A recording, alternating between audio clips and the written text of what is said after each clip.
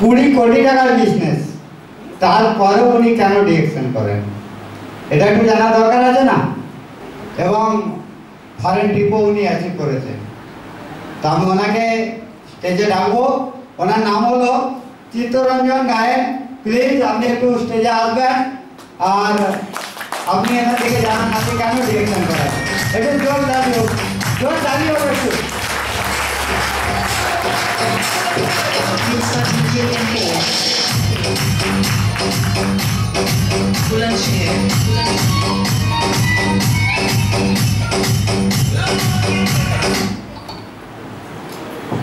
Good morning. ঠিক আছে, একটু প্রবলেম হবে, আমি ওড়িশার ছেলে, এখানে বাংলা বলতে পারবো না, আপনারা একটু অ্যাডজাস্ট করে নেবেন। মানে ওড়িয়া আর বাংলা মিশামিশি বলবো। Thank you West Bengal.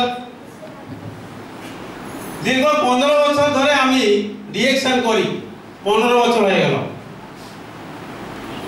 Direction করার উদ্দেশ্য বা করা যাবে কিনা আপনারা একটু, আমি একটা উদাহরণ দেবো। এই একটা উদাহরণ আপনি মানে মাইন্ড থেকে ভেবে দেখুন, এই উদাহরণটা ডিরেকশন করতে আপনাকে করা দরকার কিনা আপনি মনে করবেন। এখানে স্টেজে যে এখানে বলে গেছেন সবাই কিছু না কিছু ফিজিক্যাল প্রবলেম ছিল, ডিরেকশন খেয়ে ভালো হয়ে এসব কাজ করছেন। ডাক্তার স্যার পুরা A to Z ডিরেকশনের কথা মানে শুরু থেকে বলতেছেন, কিন্তু আমার সেই রকম কিছু প্রবলেম ছিল না। এবং ফাইন্যান্সিয়াল কথা যেটুকু স্যার বললেন, আমি নিজের ব্যবসায় বেশ ভালো পয়সা ইনকাম করি, কিন্তু ডিরেকশন কেন করছি একটা উদাহরণ দেবো। টাইম হয়ে গেছে, অনেক প্রোগ্রাম আছে। 10-12 বছর আগে 2012 মশায় মনে হয় 11-12 মশায় বালেশ্বর থেকে কেউঝর একটা ডিস্ট্রিক্ট 250 কিলোমিটার হবে। আমার একজন বন্ধু বাড়িতে এই ডিরেকশন কথা আমি বলি, ওকে চা দিয়েছিলাম। চা আমি একটু এই চায় বিকার এবং চায়কে প্রমোট করতে ভালো লাগে। আমি সেই সময় এক মাসে 110 পিস 120 পিস মতন চা বিকতাম। সন্তোষ বিষয় সে আমার মামু, ঠিক আছে, মামা ছিলেন। সে বলতো, ভাগনা তুমি পৃথিবীতে সব থেকে মানে বেশি চা বিকো, মানে এতগুলো চা সে সময় 2008-9 মশায় এতগুলো চা একজন কেউ বিকত না। যা হোক, আমি সাধারণ মানে যে গরিব লোক আছে RGGL সবাই খেতে পারবে না, টাকা অনেক দরকার, ঠিক তো? এগুলো কম দাম না বেশি দাম? বেশি দাম। বা আমি ডাক্তার হব না, এইগুলো তো মেডিসিন না, আমি তো ডাক্তার পাবো না, ডাক্তার মানে পড়া তো আমি পড়িনি, তো আমি একে বিকবো কেন? তো আমার মেন ফোকাস ছিল জ্ঞানডর্মা এতে আছে, তো কত আছে? অনলি 2% জ্ঞানডর্মা এতে আছে। এই জ্ঞানডর্মার কথা যা আলোচনা হয়েছে এ সব উপকার এই চাতে আছে কি নাই? তো যদি আমি চাটাকে বিক্রি করব A to Z, মানে গরিব লোকও নিতে পারবে, ধনী জনীও নিতে পারবে, তাহলে এই চাটা উপরে যদি আমি ফোকাস দেবো আমি ডেভেলপ করতে পারবো। তো এই চা বিকতে যে আমার একজন বন্ধু ছিল, ওকে চা আমি তার বাড়িতে দিয়েছিলাম, ও চা খায়। ও বন্ধু দুজন মেয়ে হয়েছে আর ছেলে নাই তার, কিন্তু আরেকটা ছেলে নেবে বলে বন্ধুর পত্নী আর বন্ধু মিলে কথাবার্তা হলো, কিন্তু ফাইনাল হলো যে না, আর ছেলে আমরা দরকার নাই, দুটো মেয়ে বিয়ে দিতে কষ্ট হবে, যদি আর পরে মেয়ে হয়ে যাবে তাহলে আমাদের ফাইন্যান্সিয়াল কন্ডিশন অনেক খারাপ আছে, আমরা প্রবলেমে পড়ে যাব, আর ছেলে নেওয়া যাবে না। এই কথা হয়েছিল, কিন্তু ওদের একটু ভুল জন্য কনসিভ হয়ে গেছে আমার বন্ধু পত্নী, ঠিক আছে, বুঝতে পারছেন তো? কনসিভ হয়ে গেছে। কনসিভ হওয়ার 2 মাস পরে ওরা কিন্তু জানে না কনসিভ হয়ে গেছে বলে। যখন পিরিয়ড হলো না তো ও আমার বন্ধুর পত্নী ও ডাক্তার কাছে গেল, তো কিট নিয়ে টেস্ট করলো, পজিটিভ, মানে প্রেগনেন্সি হবে, কনসিভ হয়ে গেছে। তারপরে প্রবলেমে পড়ে গেল, আমরা তো ছেলে বা মেয়ে দরকার নাই, যদি এটা রয়ে থেকে যাবে তাহলে প্রবলেমে পড়ে যাবো, কি করবো? ডাক্তারবাবু বললেন চিন্তা করার দরকার নাই, মেডিসিন দিয়ে দিব, এগুলো অ্যাবর্শন হয়ে যাবে। ডাক্তারবাবু ও মেডিসিন দিয়ে দিলেন 3টা, কি ক্যাপসুল আমি জানি না, স্যার বুঝেন হয়তো। তো 3টা ক্যাপসুল খেয়ে নিয়েছে। খেয়ে নেওয়ার পরে যে কষ্টটা হয়, মা বোনরা আছে, ও কষ্ট ওনার ছাড়া আর কেউ বুঝতে পারবে না। যে কষ্ট হলো, এই কষ্ট সইতে পারছে না, ব্লিডিং হচ্ছে, মানে রক্তগুলো এই মতন মুন্ডা মুন্ডা হয়ে ব্লিডিং হচ্ছে। ও কষ্ট না সয়ে মানে সয়ে আমাকে ফোন লাগালো, কি করব, এই কষ্ট যন্ত্রণা আমি সইতে পারছি না।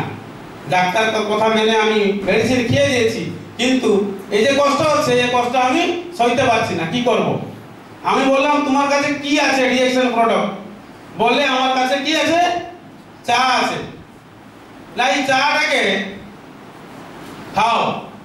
না কত খাবো? আমি বললাম বালতিতে 1 বালতি করে খাও।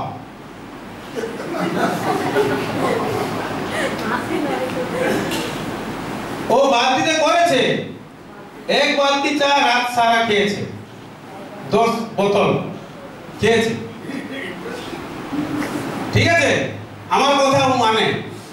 তো যখন এ চাকে 1 বালতি খেয়েছে, তারপরে ধীরে ধীরে ও একটু সুস্থ অনুভব করেছে, যন্ত্রণা একটু কম হলো।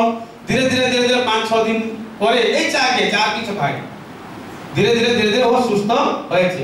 তারপরে কি হলো, ও ভাবলো কি ও যে ছেলেটা নষ্ট হয়ে গেছে, ঠিক আছে, কিন্তু কিছুদিন পরে আবার পিরিয়ড হচ্ছে না। আবার ডাক্তার কাছে গেল, আবার এই কিটে টেস্ট করলো, টেস্ট করা দেখে পজিটিভ, মানে ছেলেটা আছে। ডাক্তারবাবু বলল তোকে মেডিসিন দিয়েছিলাম ছেলেটা নষ্ট হওয়ার জন্য, কিন্তু ছেলে আছে কি করে, আল্ট্রাসাউন্ড করা দরকার। আল্ট্রাসাউন্ড করলো, ডাক্তারবাবু বলল ছেলেটা মরেনি, বেঁচে গেছে, কিন্তু যখন মানে ডেলিভারি হবে, ওটা পাগল ছেলে জন্ম হতে পারে, না হলে মেন্টালি রিটায়ার্ড ছেলে জন্ম হতে পারে। তাহলে ও মার অবস্থা কি হবে চিন্তা করুন। ও আবার ফোন করে, কি করব? আমি বললাম চা খাও, এ স্পিরুলিনা খাও, স্পিরুলিনা খাও, পকজি, চা, এই 3টা খাও, কিছু হবে না। ডাক্তারবাবুর কথা ভুল হয়ে যাবে, একবার তো ভুল প্রমাণ হয়ে গেল। ও বললো ছেলে নষ্ট হয়ে যাবে, চা খেয়ে ছেলে নষ্ট হলো না, ভুল প্রমাণ হয়ে গেছে কি নাই? না, তাহলে এইগুলো খাও, আর ভুল মানে ডাক্তারবাবুর কথা ভুল হয়ে যাবে। সত্যি 9 মাস ছেলে জন্ম হলো, পুত্র ছেলে, 4.5 কেজি ওজন, নরমাল ডেলিভারি হয়েছে। তাহলে ডাক্তারবাবু দিয়েছিল ছেলেটা নষ্ট হওয়ার জন্য, জ্ঞানর মা কি করলো?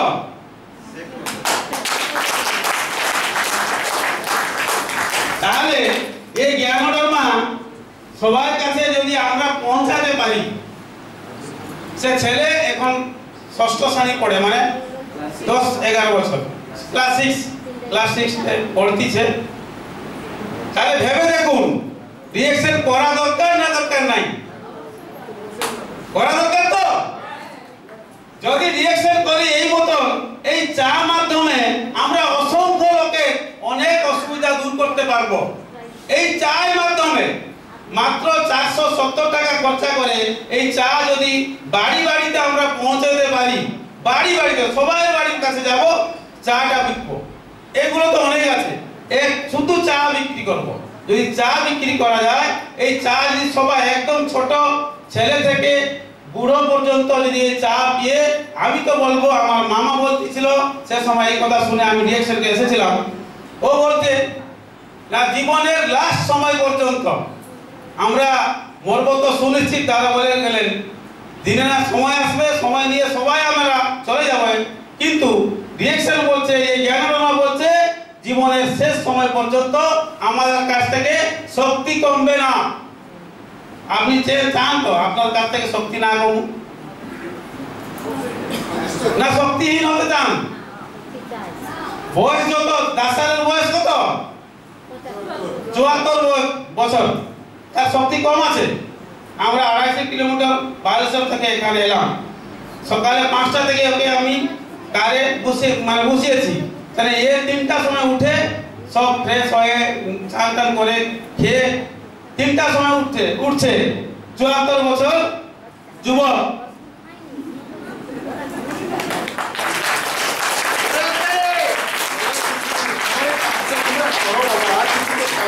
আমি তো আপনার কাজটা করো, that is my total appeal before you all. আর কিছু করতে হবে না, বাড়ির কাজ করো, রান্না বান্না করো, কিন্তু ডিএসএন কাজ করো। আমার তো বিজনেস আছে, ইনকাম আছে, আমি কেন চা বিকতে যাব? আমাকে লজ্জা করার কথা? এই চা বিকলে লজ্জা হবে? তাহলে আমি নেক্সট যখন আসবো এই চা বন্যা কথা ওয়েস্ট বেঙ্গলে শুনবো। Thank you all.